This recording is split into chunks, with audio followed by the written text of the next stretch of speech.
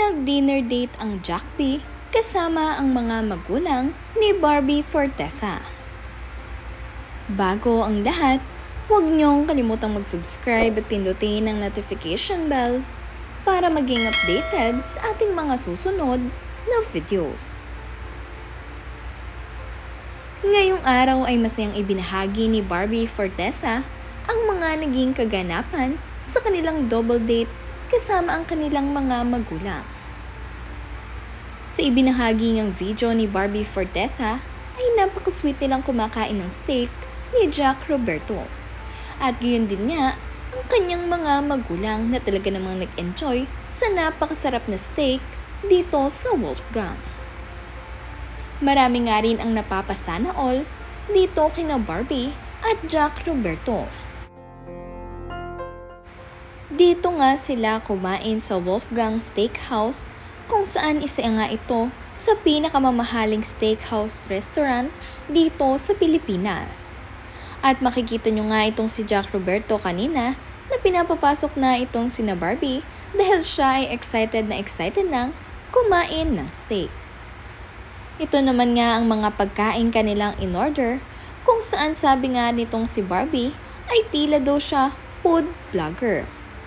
Sa sobrang dami nga kasi ng pagkain na inihanda para sa kanila ng Wolfgang ay sobra nga siyang nag-enjoy dahil napakasarap daw ng mga pagkain dito.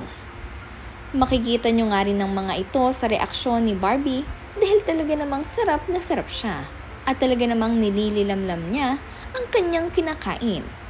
Approve nga rin ito para kay Jack Roberto at sa mga magulang ni Barbie Fortesa.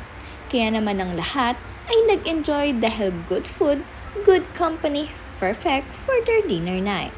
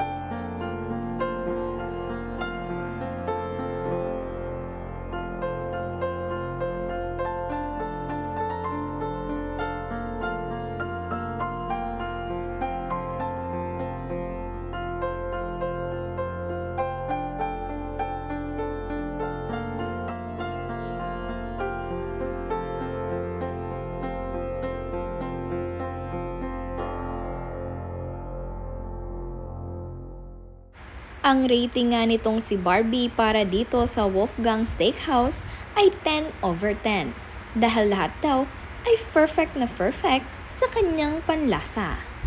Sobra nga niya itong na-enjoy kasama si Jack Roberto at ang kanyang pamilya, kaya naman kung siya ang tatanungin ay marerecommend niya itong Wolfgang Steakhouse. Approve nga ito ng mga magulang ni Barbie.